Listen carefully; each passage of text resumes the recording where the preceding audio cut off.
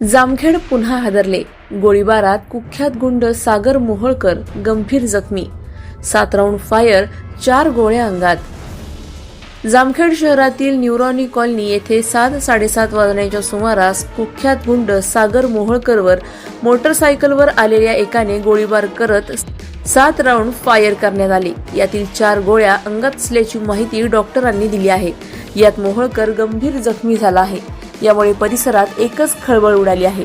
जामखेड शहरातील न्यूरॉनी कॉलनी येथे आज बुधवार दिनांक 4 रोजी सायंकाळी 7:30 वाजण्याच्या सुमारास गोळीबाराची घटना घडली।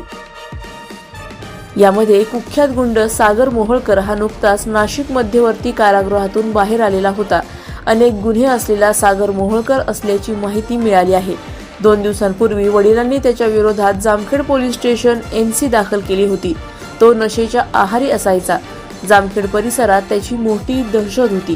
गोळीबाराच्या घटनेनंतर जामखेड पोलिसांनी ताबडतोब त्याला ग्रामीण रुग्णालयात दाखल केले, नंतर शहरातील खासगी दवाखान्यात दाखल केले व नंतर पुढील उपचारासाठी नगरला हलवले। त्याच्या अंगात 4 गोळ्या असल्याचे डॉक्टरांनी सांगितले। यामुळे एकूण 7 राऊंड फायर झाले असावेत। कुख्यात गुंड सागर मोहोळकर असलेल्या 307 गुन्ह्याबद्दल कारवाई म्हणून नाशिक मध्यवर्ती कारागृहात जामखेड पोलिसांनी पाठवले होते। तो नुकताच जामीनवर बाहेर आला होता। गोळीबाराच्या घटनेमुळे परिसरात एकच खळबळ उडाली आहे। दवाखान्याबाहेर मोठ्या प्रमाणात गर्दी जमली होती।